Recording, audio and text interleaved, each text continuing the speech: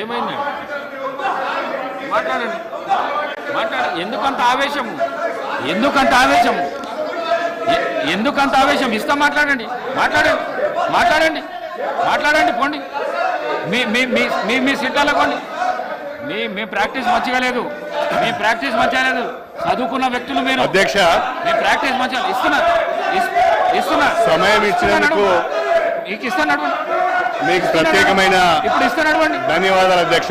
శ్రీహరి గారు 1 మినిట్ నడు ఇస్తున్నా నడవండి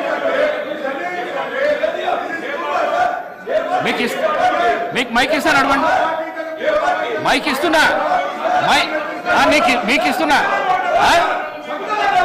సబితా ఇంద్రారెడ్డికి మైకు కాదు ఈ ఇష్యూ మీద మాట్లాడితే ఇస్తా లేకుంటే ఇవ్వను మాట్లాడండి కడియం శ్రీ గారు మాట్లాడండి 1994 జూలైలో ప్రారంభమైన ఈ ఉద్యమం 2024 జూలైలో వర్గీకరణ మీద మాట్లాడితే సుప్రీంకోర్టు ద్వారా ఎస్సీ చరిత్రాత్మకమైన తీర్పు వెలువరించి ఈ తీర్పు ద్వారా దళిత జాతులకు సమన్వయం చేసే చక్కటి అవకాశం కల్పించినందుకు హరీష్ రావు గారు ఇప్పుడు సుప్రీంకోర్టుకు ప్రత్యేకమైన ధన్యవాదాలు. వారిని ఆపి మీకు ఇస్తాను వర్గీకరణకు సంబంధించి అన్ని రాజకీయ పార్టీలు సంఘీభావం తెలిపాయి. గతంలో ఉన్న అన్ని ప్రభుత్వాలు కూడా శాసనసభలో ఏకగ్రీవ తీర్మానం కూడా చేశాయి. తెలుగుదేశం ప్రభుత్వము, కాంగ్రెస్ ప్రభుత్వము, బీఆర్ఎస్ ప్రభుత్వము మూడు ప్రభుత్వాలు కూడా శాసనసభలో వర్గీకరణకు అనుకూలంగా ఏకగ్రీవ తీర్మానం చేసి కేంద్ర ప్రభుత్వానికి పంపించడం జరిగింది. దండోరా ఉద్యమానికి అన్ని రాజకీయ పార్టీల మద్దతు లభించింది.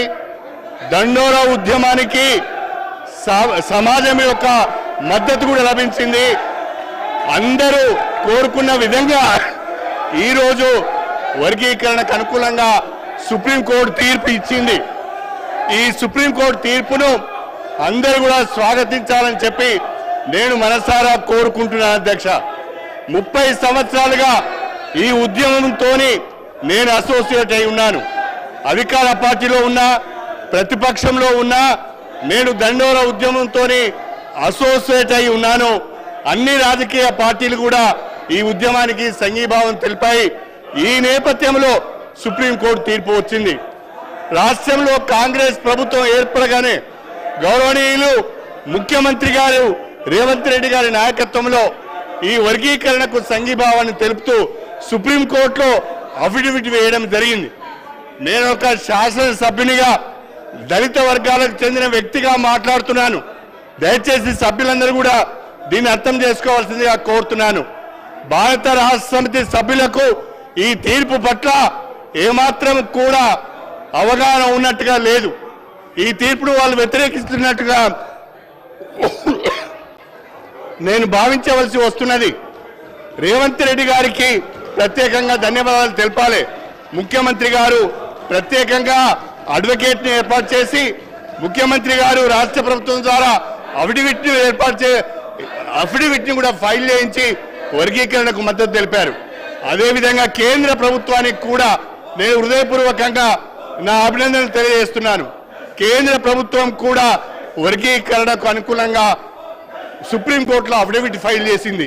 కేంద్ర రాష్ట్ర ప్రభుత్వాలకు వర్గీకరణకు అనుకూలంగా అఫిడవిట్లు ఫైల్ చేసినందుకు హృదయపూర్వకంగా దళిత జాతుల నుంచి నేను అభినందనలు తెలియజేస్తూ ఈ తీర్పును స్వాగతిస్తూ ఇవాళ ముఖ్యమంత్రి గారు ఏదైతే ప్రకటన చేశారో ఇప్పుడు ఇచ్చిన నోటిఫికేషన్లో రాబోయే నోటిఫికేషన్లో కూడా ఈ యొక్క వర్గీకరణకు సంబంధించిన తీర్పును అమలు చేస్తామని అవసరమైతే ఆర్డినెన్స్ కూడా తీసుకొస్తామని చెప్పినందుకు ప్రత్యేకంగా ముఖ్యమంత్రి శ్రీ రేవంత్ రెడ్డి గారికి ఈ జాతుల పక్షాన ధన్యవాదాలు తెలుపుకుంటూ సుప్రీంకోర్టు తీర్పును స్వాగతిస్తూ ఈ అవకాశం మీరు నాకు ఇచ్చినందుకు ధన్యవాదాలు తెలుపుకుంటూ సెలవు తీసుకుంటున్నాను. స్పీకర్ సార్, ఇది అత్యంత ప్రాధాన్యతతో కూడుకున్న అంశము. మాదిగా ఉపకుల